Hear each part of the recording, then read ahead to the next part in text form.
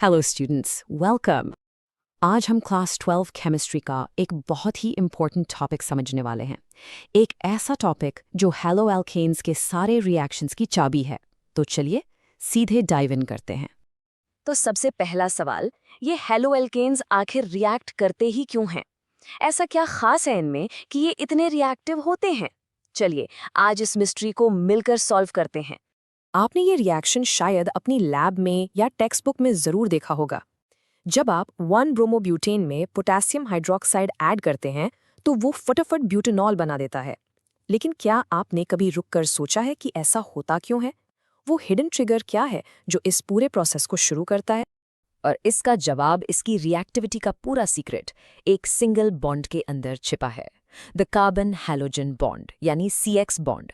अगर आप इस एक बॉन्ड का नेचर समझ गए तो हेलो एल्केन्स के सारे रिएक्शंस आपके लिए क्रिस्टल क्लियर हो जाएंगे। तो चलिए मॉलिक्यूल के अंदर देखते हैं और इस बॉन्ड के इम्बैलेंस को अनकवर करते हैं। इसको समझने का सबसे अच्छा तरीका है मॉलिक्यूलर टग ऑफ वॉर की तरह सोचना। तो सबसे क्रूशियल पॉइंट ये है कि ये CX बॉन्ड एक पोलर कोवेलेंट बॉन्ड है। सिंपल शब्दों में इसका बस ये मतलब है कि कार्बन और हैलोजन एटम के बीच जो इलेक्ट्रॉन शेयरिंग हो रही है वो फेयर नहीं है, वो अनइक्वल है। ये इस पूरे टॉपिक का हार्ट है। क्योंकि हैलोजेंस ज्यादा इलेक्ट्रोनेगेटिव होता है, वो शेयर्ड इलेक्ट्रॉन्स को अपनी तरफ खींच लेता है। इससे कार्बन एटम पर एक हल्का सा यानी पार्शियल पॉजिटिव चार्ज आ जाता है, जिसे हम इस डेल्टा प्लस सिंबल से दिखाते हैं। और इसके कारण हैलोजन पर एक पार्शियल नेगेटिव चार्ज आ जाता है। इसको समझने का सबसे आसान तरीका है कि आप सच में एक टग ऑफ वॉर यानी रस्सी खींच का खेल इमेजिन करें। सोचिए कि कार्बन और हैलोजन दो अलग टीम्स में हैं और वो इलेक्ट्रॉन से बनी एक रस्सी को खींच रहे हैं। तो इस मोलेक्युलर टग ऑफ वॉर में होता क्या है? स्टेप 1 में बॉन्ड बनता है और दोनों एटम्स इलेक्ट्रॉन वाली रस्सी शेयर करने के लिए अग्री करते हैं। लेकिन स्टेप 2 में हैलोजन, जो कि बहुत ज्यादा स्ट्रांग है, मतलब मोर इलेक्ट्रोनेगेटिव है, वो उस इलेक्ट्रॉन पेयर को जोर से अपनी तरफ खींचता है।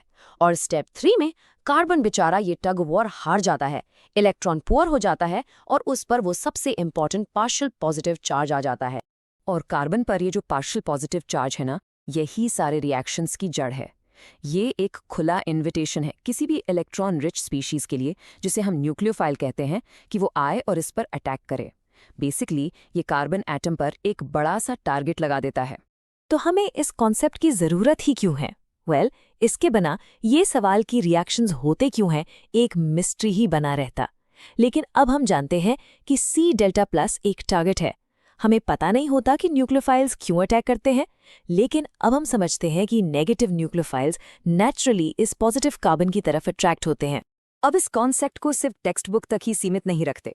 चलिए देखते हैं कि ये एक सिंगल आइडिया कैसे सिंपल लैब रिएक्शन से लेकर लाइफ सेविंग ड्रग्स बनाने तक काम आता है। यहाँ रियल वर्ल्ड कनेक्शन बहुत पावरफुल है। ठीक है, चलिए उस मिस्ट्री पर वापस चलते हैं जिससे हमने शुरुआत की थी। अब जब हमारे पास नॉलेज है, हम फाइनली इसका जवाब दे सकते हैं। 1 ब्रोमोब्यूटेन ने KOH के साथ रिएक्ट क्यों किया? ओके, इसको आराम से ब्रेक डाउन करते हैं। सबसे पहले कार्बन ब्रोमीन बॉन्ड पोलर है, जिससे कार्बन पर डेल्टा प्लस आ गया। ये पार्शियली पॉजिटिव कार्बन फिर KOH से आने वाले नेगेटिव OH माइनस न्यूक्लियोफाइल को अट्रैक्ट करता है। OH माइनस उस कमजोर कार्बन पर अटैक करता है, जिसकी वजह से CBr बॉन्ड टूट जाता है और ब्रोमीन एटम निकल जाता है। फाइनली एक नया COH बॉन्ड बनता है, जिससे हमें हमारा प्रोडक्ट मिलता है ब्यूटेनॉल। देखा, सिंपल है। और आपको पता है, ये सिर्फ आपके एग्जाम्स के लिए कोई मामूली सा डिटेल नहीं है। साइंटिस्ट्स, खास तौर पर फार्मास्यूटिकल केमिस्ट्स, बिल्कुल इसी प्रिंसिपल को इस्तेमाल करके नई मेडिसिन डिजाइन और क्रिएट करते हैं जो लोगों की जान बचाती हैं। ड्रग सिंथेसिस का लॉजिक बिल्कुल यही है। केमिस्ट्स एक हेलो अल्केन से शुरुआत करते हैं। वो उसके reactive C delta plus site को एक केमिकल हैंडल की तरह यूज करते हैं। फिर वो हैलोजन को डिस्प्लेस करके उसकी जगह एक नया मेडिकली यूजफुल ग्रुप अटैच कर देते हैं। इसी तरह से बहुत से complex drug molecules step by step बनाए जाते हैं। अच्छा, यहाँ एक बहुत कॉमन पॉइंट ऑफ कंफ्यूजन होता है। स्टूडेंट्स अक्सर सोचते हैं कि क्योंकि न्यूक्लियोफाइल्स नेगेटिव हैं और हैलोजन पर भी पार्शियल नेगेटिव चार्ज है, तो उनके बीच में रिपल्जन होना चाहिए। और आप बिल्कुल सही हैं। बिल्कुल इसीलिए न्यूक्लियोफाइल हैलोजन पर अटैक नहीं करता। इसके बजाय वो बॉन्ड के दूसरे सिरे पर अटैक करता है, उस electron poor partially positive carbon atom पर। चलिए अब इस पूरे टॉपिक को आपके एग्जाम्स के लिए एक सिंपल 3 पॉइंट समरी में पैक करते हैं। अगर आप ये 3 चीजें याद रखेंगे तो आप बिल्कुल तैयार हैं। पहला, the core idea. CX bond polar है, जिसकी वजह से कार्बन पर डेल्टा प्लस चार्ज आ जाता है और वो रिएक्टिव बन जाता है। दूसरा, द मेंटल पिक्चर। हमेशा इलेक्ट्रॉन्स के लिए टग ऑफ वॉर को याद रखें, जिसमें स्ट्रॉन्ग हैलोजन हमेशा जीतता है। और तीसरा, द रियल वर्ल्ड लिंक। याद रखें कि ये पोलैरिटी अनगिनत रिएक्शंस का ट्रिगर है और मेडिसिन्स डिजाइन करने में एक इम्पॉर्टेंट टूल है। तो बस इतना ही है इस टॉपिक में। अगर आपको core idea, tug of war वाला मेंटल पिक्चर और एक इम्पॉर्टेंट एग्जाम्पल जैसे ड्रग सिंथेसिस याद रहता है तो ऑर्गेनिक केमिस्ट्री का ये टॉपिक आपको बहुत आसान लगेगा।